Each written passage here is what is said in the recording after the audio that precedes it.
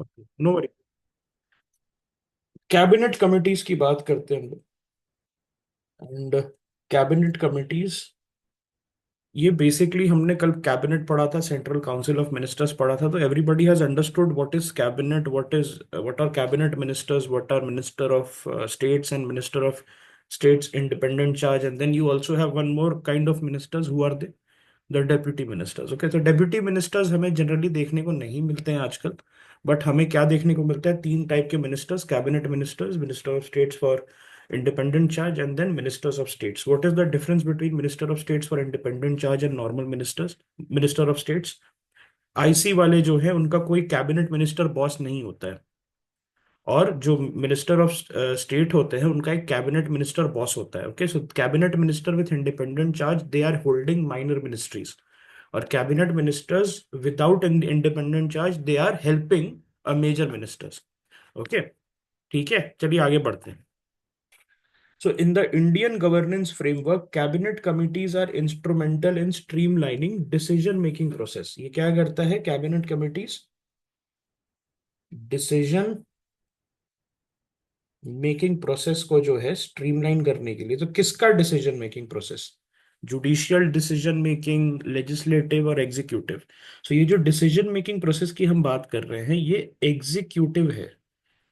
So they help in executive decision making process. Please remember this, okay? And these specialized subgroups comprise of senior ministers, and they address specific areas of administration and policies, thereby enhancing the efficiency and effectiveness of cabinet's functioning. So, what are the features of cabinet committee?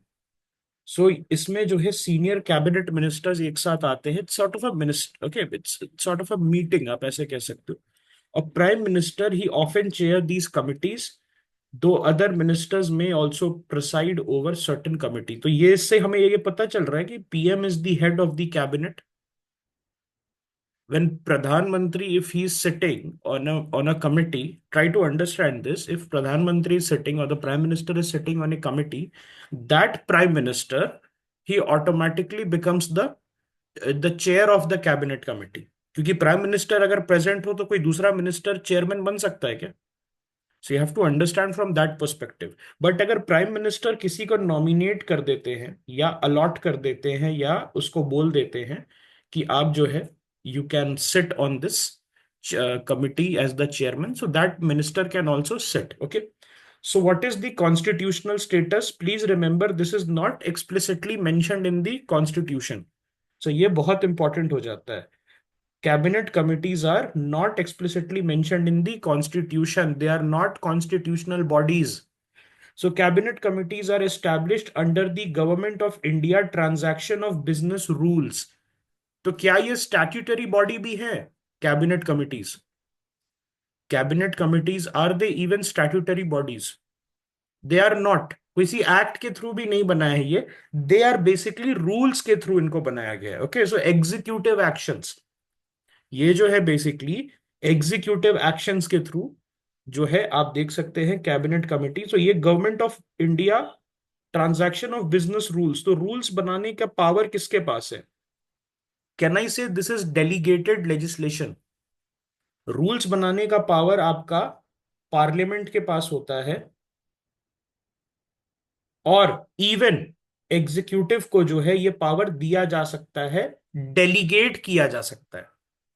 Because what happens is that parliament can not make rules all the time. Parliament only has limited bandwidth, parliament only has limited time, तो हर चीज वो नहीं कर सकता है। तो वो क्या करेगा? Parliament will delegate, it will tell the executive that okay I trust you, और आप जो है इसको बना सकते हैं। Okay, you can make certain rules for yourself. Okay, what kind of rules are these? इसको हम लोग क्या कहते हैं? कोई आइडिया?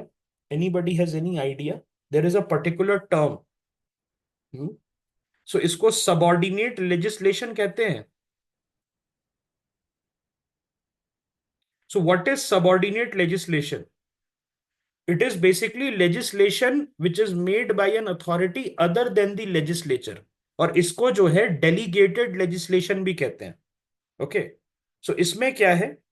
कोई भी रूल्स होते हैं आपके, कोई भी बाय लॉज होते हैं, ये सारी चीजें जो हैं आपकी डेलीगेटेड लेजिस्लेशन में आ जाती है। अब होता क्या है, व्हाट इज डेलीगेशन?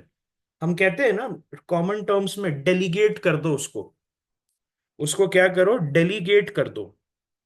मतलब क्या होता है, we always say that a good leader delegates his work, किसी को दे देता है। So suppose we are doing this course, तो मैं क्या कहूंगा कि okay, Abhishek can make the polity compilation, and then Deepakshi can make the economics compilation, ठीक है, and maybe Gauri can make the MCQs. इस तरीके से मैं क्या कर रहा हूं, मैं डेलीगेट कर रहा हूं, मैं काम को क्या है डेलीगेट कर रहा हूं। तो उसी तरीके से पार्लियामेंट जो है, it has very limited time. उसका मेजर टाइम कहाँ जाता है, एक्ट्स बनाने में। उसका मेजर टाइम बिल्स पे डिबेट करने पे जाता है। तो वो क्या करता है, वो डेलीगेट कर देता है लेजिस्लेशन को, सर्टेन लेजिस्लेशन जो उतने इंपॉर्टेंट नहीं होते हैं, जैसे कि रूल्स हो गए and all these other things, तो उसको क्या करता है, ये एग्जीक्यूटिव को दे देता है। वो बोलता है कि ठीक है, आई trust you enough that you can make these rules. ये चीज समझ में आई सभी को, डेलीगेशन या सबऑर्डिनेट लेजिस्लेशन। अब उसके लिए क्या होता है, देर आर पार्लियामेंट्री कमिटीज जो कि स्क्रूटनाइज करती है। There was a question also in your previous year question. तो पार्लियामेंट्री कमिटीज होती है सबऑर्डिनेट लेजिस्लेशन के ऊपर, जो ये देखती है कि चलो हमने, we have given the power of making rules to the executive, but are they within the ambit of the constitutional boundaries or not? Are they within the ambit of the parliamentary boundaries or not? Okay, so उसके लिए scrutinize करने के लिए वो रहते हैं। But the major crux of the matter is that the parliament do not have a lot of time on their hand, and that is why they delegate or subordinate the legislation. Is it clear? Everybody has understood this? तो जैसे कि rules वगैरह जो होते हैं या by laws होते हैं, ओके, ये सारी चीजें जो है आपकी जनरली सबऑर्डिनेट लेजिस्लेशन में बनाई जाती है, ठीक है। Do you guys remember we have read are, does this come under article 13? क्या कोई रूल ऐसा हो सकता है जो फंडामेंटल राइट को एब्रोगेट कर दे? Can there be any rule which can make, which can abrogate the fundamental rights? So answer is no, it will be ultra vires। मतलब इसका मतलब होता है अनकॉन्स्टिट्यूशनल होते हैं वो। सो ये आर्टिकल 13 में इंक्लूडेड होता है। अगर आपको याद होगा तो आर्टिकल 13 में we had read about the law, what constitutes a law. So उसमें अपार्ट फ्रॉम द स्टैट्यूटरी जो हमारे एक्ट्स होते हैं पार्लियामेंट के, we had also read that it constitutes the rules, the bylaws, the executive orders, the customs even, which have a shape of a law. Is it clear? ये चीज समझ में आई? ऐसा कोई है आप में से जिसको इसमें डाउट है? प्लीज पूछ लो, नहीं तो फिर आगे बढ़ जाते हैं।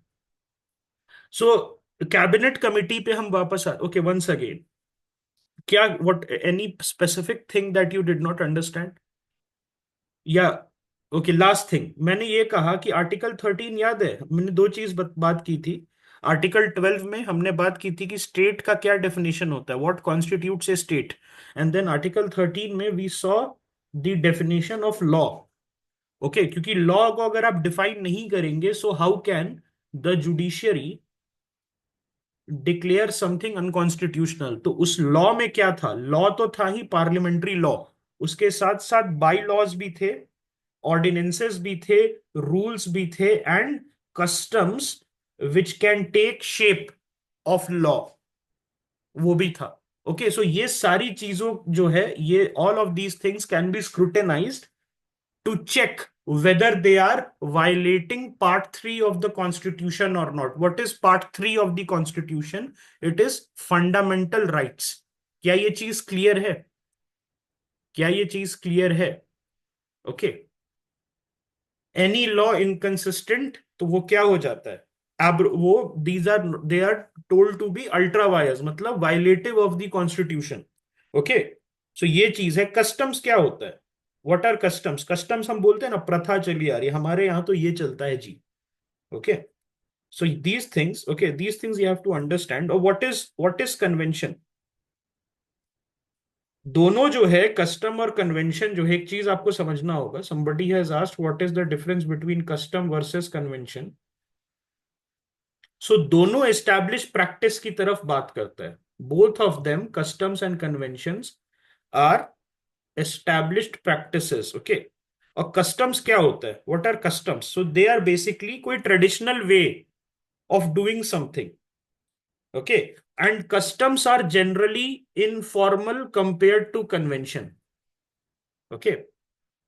कन्वेंशन जो है वो बेसिकली फॉर्मल सेटिंग में हम यूज करते हैं, एक मोर एस्टैब्लिश्ड वे में हम यूज करते हैं. They can not be used interchangeably. Why? I tell you. Because custom is more informal. जैसे हमारे गांव में ये प्रथा चल रही है, हमारे गांव का ये कस्टम है. Okay. And international convention has been followed in this shipping lines. So आप समझ रहे डिफरेंस क्या है कस्टम्स और कन्वेंशन के बीच में? ओके. सो कन्वेंशन जो है जनरली मोर एस्टैब्लिश्ड, मोर फॉर्मल होता है. और कस्टम जो है वो थोड़ा सा इनफॉर्मल होता है. ओके. गांव की प्रथा क्या होगी? कस्टम हो गया.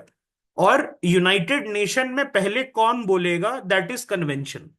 United nation is a formal setting, आपका गांव is an informal setting. Is it clear the difference between customs and convention? Okay. You can say. Okay. So somebody has asked good question कि क्या इस difference की वजह से convention ज्यादा strict है, कन्वेंशन का फोर्स ज्यादा होगा? फिर आप ऐसे कह सकते हो. कन्वेंशन जो है, मैंने बोला फॉर्मल सेटिंग पे है, तो can I also say that convention will be more logical in practice compare to custom. Convention will be more logical. लेकिन हम यहां क्या बात कर रहे हैं? कस्टम कन्वेंशन से हमें मतलब ही नहीं है. मैं तो बोल रहा हूं कि आर्टिकल 13 में क्या सुप्रीम कोर्ट उस पर रूल कर सकती है? और can it only rule over a parliamentary law? नहीं. जो आपका सुप्रीम कोर्ट है, it can check anything. Okay. It can check what? It can check anything. Alright. Bylaws, rules, ordinances, customs which have a force of law, something like this. Okay. बहुत बार क्या होता है ना, tribal areas में custom has a force of law. Custom जो है has a force of law because every other tribe has something else. Every other tribe कुछ और मानता है अपना. ठीक है. तो ये चीज है. क्या अब क्लियर है? मैं आगे बढ़ सकता हूँ? Any doubt? किसी को नहीं डाउट है? अब हम वापस आते हैं कैबिनेट कमिटीज पे. Cabinet committees, prime minister holds the authority to form, reconstitute और डिसॉल्व दीज कमिटीज. आप देख रहे हैं यहां पर ये रूल्स के थ्रू बनाया गया है. That is why there is so much flexibility. Do you think अगर कॉन्स्टिट्यूशन में मेंशन्ड होता या इसका एक force of law statutory act से बनता तो ये फ्लेक्सिबिलिटी पॉसिबल थी for a cabinet committee? So the answer is no. Okay. अगर कॉन्स्टिट्यूशनल बॉडी होती cabinet committee, so prime minister would not have the authority. Then he had to do the constitutional amendments. Okay. So that अभी, लेकिन ये क्या है, देखिए executive में ना, एग्जीक्यूटिव में to function you require flexibility. Okay, that is why cabinet committees which are made by a rule, जिनका फोर्स जो है it is lesser than compare to constitutional provision and statutory provisions. Okay.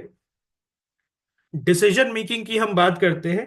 So the cabinet committees, they are empowered to take binding decisions on behalf of the cabinet on assigned matters, though the cabinet retains the right to review such decisions. Okay.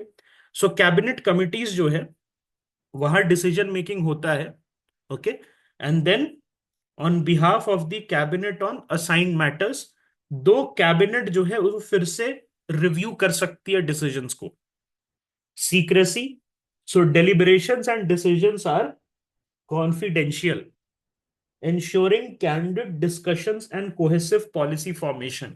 अगर देखिए appointment committees है, security committee है, तो उसमें कौन बैठता है? Minister of home affairs, minister of defence, NSA, Modi ji, ये सारे लोग बैठते हैं. ठीक है. अब आप सोचिए कि वहां की बातें लीक हो गई. So that is why secrecy is important, no? Suppose in the cabinet committee on security they had said कि we will launch an attack on Pakistan. वो ओपन है. ओपन है तो पाकिस्तान विल बी प्रिपेयर्ड. इसीलिए secrecy जो है it is Paramount है. All right. देखिए एक चीज होता है ना, ये बिजनेस अलग चीज है। बिजनेस का मतलब फिनेंशियल नहीं होता, बिजनेस होता है ना mind your own business. What does this mean? When I say mind your own business, do I mean कि जाके अपना पैसा संभालो? नहीं।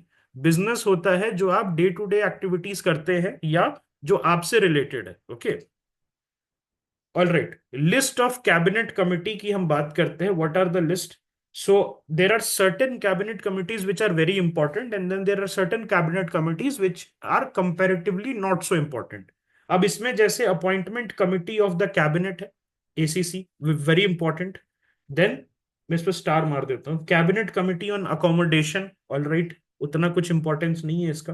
Cabinet committee on economic affair, CCEA. So CCEA याद है, तो इकोनॉमिक्स में हमने पढ़ा था, सीसीईए। एनसीएसीपी एमएसपी में पढ़ा था, बहुत बढ़िया। CCEA, it gives the final approval, and CACP, it gives the recommendation for MSP. Wonderful. Cabinet Committee on Parliamentary Affairs, this is important. Cabinet Committee on Political Affairs, important. Cabinet Committee on Security, very important. Cabinet Committee Investment and Growth, and Cabinet Committee on Employment and Skill Development. तो total कितने cabinet committees हो गए? 8। There are total 8 cabinet committees. और functions of की cabinet committee अगर हम देखें तो अपॉइंटमेंट कमिटी जो है वो बेसिकली डिसीजन बनाता है regarding appointment to several top posts under the government of India, जैसे army chief, naval chief, air force chief, और पीएसयू बैंक के जो आपके टॉप एग्जीक्यूटिव्स होते हैं, आरबीआई चीफ है ना। उसके साथ साथ इवन पीएसयू बैंक्स के लिए आप, अब हमने क्या पढ़ा है कि there is an another body, but at the same time यहां पर जो है उसकी भी डिस्कशन आप कर सकते हो। पीएसयूज के चीफ जो है उनके बारे में भी डिस्कशन होती है यहां पर। उसके साथ साथ कैबिनेट सेक्रेटरीज वगैरह, उसके साथ साथ important secretaries of important ministries, उनके लिए। Okay, so it approves empanelment of officers for promotion to senior position. To how senior? देखिए जब आप जाते हैं, बनते हैं ना IAS, so there are two kinds of grades. One is IAS या आईपीएस जो भी बनिएगा आप, एक उसमें होता है टाइम बाउंड ग्रेड, मतलब by the virtue of being an IAS or an IPS or whatever officer, a all India service or a central group A service officer, आप प्रमोट हो जाते हैं वहां तक। उसके बाद होता है there is a selection grade, जो कि मेरिट के बेस पे होता है, जो कि क्या होता है, मेरिट के बेसिस पे होता है। सो देखिए एक चीज होती है कि कहने के लिए मेरिट है, बन सभी जाते हैं, लेकिन जैसे लेवल 18 होता है, it's the highest level that you can get. Okay, level 18 जो है, that is the highest level that you can get as a IAS officer. तो लेवल 18 तक जब आप जाते हैं, ओके, लेवल 18 में जो है उसके लिए यू नीड टू फाइट। और राइट, अब जैसे आईबी चीफ है, intelligence bureau chief, not everybody becomes IB chief. जैसे रॉ चीफ है, not everybody becomes raw chief. अब जैसे इसमें बीएसएफ चीफ है, सीआईएसएफ चीफ है, सीआरपीएफ चीफ है, तो ये सारे हर कोई नहीं बनता है। Everybody does not become. Okay, majority of the people they retire either at level 17, और अगर आपने लेट ज्वाइन किया है, 32, 33, 34, 35 साल में ज्वाइन किया है, सो लेवल 16 में आप रिटायर कर जाते हैं। और ये सारा डिसीजंस कौन लेता है? Appointment committees of the cabinet. Okay, इसमें कौन होता है? Prime minister, minister of home affairs वगैरह जो है इसमें बैठते हैं। Then comes cabinet committee on accommodation, so they determine policies for allotment of government accommodation, and they sets terms and condition for the use of such accommodation. So ये बहुत बड़ा एक इशू है इनके लिए। देखिए दिल्ली में ना बहुत लिमिटेड पूल होता है, एंड मारा मारी उतनी ही है। आपको ये जान के हैरानी होगी कि not every MP gets a bungalow in Delhi. बहुत सारे जो एमपीज होते हैं, स्पेशली जो जूनियर एमपीज होते हैं, they have to live in level 5 accommodation, that is 4 bedroom apartments. Okay, जैसे ये जो है ना अपना Raghav Chadha ji, so Raghav Chadha ji was initially allotted the 4 bedroom apartment which is given to a new IAS officer. कोई जो आईएएस ऑफिसर नया होता है उसको भी वही मिलता है जो कि एक जूनियर पार्लियामेंटेरियन को मिलता है। सो ये सारी चीजें बहुत ज्यादा इंपॉर्टेंट होती है इनके लिए, हमारे लिए तो नहीं है, but it is usually chaired by the minister, minister of home affairs. Then cabinet committee on economic affair, that is CCEA, बहुत इंपॉर्टेंट है। They review economic trend and development and they consider proposals involving economic policies and they approve. देखिए approval है, हमने बात की थी ना MSP का, ये अप्रूवल देते हैं। रिकमेंडेशन कौन देता है? CACP, which is what, which is an attached office of the Ministry of Agriculture. Okay, so CACP जो है, ऑल राइट, CACP जो है, ये ये रेकमेंड करता है, लेकिन अल्टीमेटली अप्रूवल किसके पास रहता है? अप्रूवल जो है CCEA के पास रहता है। और it is chaired by the prime minister और a senior minister who is designated by the prime minister. Okay, so कौन डेजिग्नेट हो सकता है जनरली? जनरली हम किसको डेजिग्नेट कर सकते हैं? फिनेंस मिनिस्टर जो है, मिनिस्टर ऑफ फिनेंस, उसको हम लोग कर सकते हैं। Yes. Then comes cabinet committee on parliamentary affairs. So it is planned and it basically plan and coordinates legislative activities in parliament and monitors the progress of government business. Typically Minister of Defense, but there is no hard and fast rule. Then Cabinet Committee on Political Affairs. So ये policy matters pertaining to domestic and foreign affairs उस पे बात करता है, and it addresses issues related to center-state relations, and it is often chaired by the Prime Minister. Okay. Then comes very important cabinet committee, that is Cabinet Committee on Security, CCS. So it evaluates and decides on issues related to national security and defense expenditure. And it oversees matter concerning foreign affairs with internal or external security implication. तो जैसे Balakot strikes, okay, जैसे आप ऐसे कह सकते हैं कि Galwan crisis, okay, Doklam crisis, all these things would have been discussed in the cabinet committee on security. और क्या हो सकता है? रिसेंटली क्या ऐसा है? बांग्लादेश, कैन आई से बांग्लादेश का जो इशू था, that could have been discussed. तो it is chaired by the prime minister with members including minister of defence, home affairs, finance and external affairs, और NSA साहब जो है, डोवाल साहब, वो भी बैठते हैं यहाँ पे। Then comes cabinet committee on investment and growth. So ये जो है डिसीजन बनाता है इन्वेस्टमेंट पॉलिसीज और इकोनॉमिक ग्रोथ पे, and it monitors the implementation of major investment projects, chaired by the prime minister और a senior minister who is appointed by the prime minister. ठीक है, wonderful. And Cabinet Committee on Employment and Skill Development. So they are chaired by the Prime Minister or designated senior minister, and it formulates policies aimed at generating employment opportunities. Okay. उसके साथ साथ skill development की भी बात करते हैं। देखिए ये ऐसा परमानेंसी कुछ नहीं है, मैंने आपको स्टार्टिंग में बताया था, फ्लेक्सिबिलिटी है। सो अभी के लिए 8 है, हो सकता है कल को 10 हो जाए, 12 हो जाए, 15 हो जाए, because prime minister has all the authority here. हो सकता है 2 हो जाए, 3 हो जाए, ओके, हो सकता है 8 ही रहे, it doesn't matter. All depends on the will of the prime minister, because he has the authority to form, reconstitute or dissolve these committees based on the requirements of time. अब हम बात करते हैं group of ministers के बारे में। हाँ, यहां पर थोड़ा ध्यान दीजिएगा, कंफ्यूज नहीं होना, ये पार्लियामेंट्री कमिटी से अलग है, ये कैबिनेट कमिटीज है। ओके, सो इसका इनफॉर्मल टोन ज्यादा है, which is more formal and which has a better president. The parliamentary committee is totally different, उसका ज्यादा फॉर्मेलिटी है, उसका ज्यादा प्रेसिडेंस है। ये जो है cabinet committee, this is more in an informal thing, informal setting है। Group of ministers, GOMs. So in addition to cabinet committee, government constitutes group of ministers as well to deliberate on specific issue. Again इसका क्या होता है? ad hoc nature होता है। So GOM का क्या मैंने बताया आपको? It has an ad hoc nature and it is formed for a particular purpose, और जब वो purpose fulfill हो जाता है उसको disband कर दिया जाता है। ठीक है।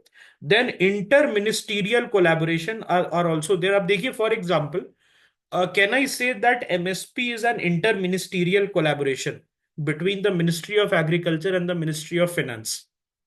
क्योंकि मिनिस्ट्री ऑफ एग्रीकल्चर रेकमेंड करेगा और मिनिस्ट्री ऑफ फाइनेंस अप्रूव करेगा। मिनिस्ट्री ऑफ एग्रीकल्चर के पास एग्रीकल्चरल डेटा है और मिनिस्ट्री ऑफ फाइनेंस के पास क्या है? पैसा है। ओके, इनका रिकमेंडेशन कैसे आता है? They provide a detailed report and recommendation to the cabinet for final approval. Example क्या होता है? So there are empowered group of ministers who are interested with decision making powers on critical issues. तो बोल दिया जाता है, prime minister says that okay, you have the power, you are an empowered group of ministers, I will trust your judgment, okay, although the prime minister can review here, prime minister review कर सकते हैं इनके decision, okay. Which one committee, ये empowered group of ministers है, okay. So this is different from cabinet committee. Basically ये group of ministers जो है, इनको क्या बनाया जाता है, ये कॉन्स्टिट्यूट होते हैं स्पेसिफिक प्रोविजन के लिए, and they are disbanded immediately after that, okay. So इनका क्या होता है, एड हॉक नेचर होता है। और उसके साथ साथ ये जो ग्रुप ऑफ मिनिस्टर है, these are for inter ministerial collaborations, okay. जब जैसे for example there is a issue of famine like condition, so उस साल हम क्या करेंगे, उस साल हम कहेंगे कि मिनिस्ट्री ऑफ जल शक्ति, ministry of agriculture, ministry of finance, okay, ministry of food processing, ये सारे साथ आ जाएंगे, okay. And they will form A group of minister. उनका काम क्या होगा, उस साल के कंडीशन को इवैल्यूएट करके अपना जो है रिपोर्ट और रिकमेंडेशन कैबिनेट को देना फाइनल अप्रूवल के लिए। एनी डाउट है? उसमें एग्जाम्पल के तौर पे क्या आ जाता है, so there is a particular group of ministers who are known as empowered group of ministers. So these empowered group of ministers, इनको ट्रस्ट किया जाता है with a decision making power on critical issue. तो इनको ये बोला जाता है we will trust your decision. यही होता है डेलीगेशन। अब देखिए, सीईओ किसी भी कंपनी का, जैसे प्राइम मिनिस्टर साहब भी तो एक तरीके से सीईओ है ना, चीफ एग्जीक्यूटिव ऑफिसर। सो सीईओ के पास हर टाइम काम अलग अलग होता है, तो ही can not be present everywhere, he can not be omni present. तो वो क्या करता है, अथॉरिटी दे देता है कि तुम जो भी डिसीजन लोगे, सो मैं वो मानूंगा, ओके।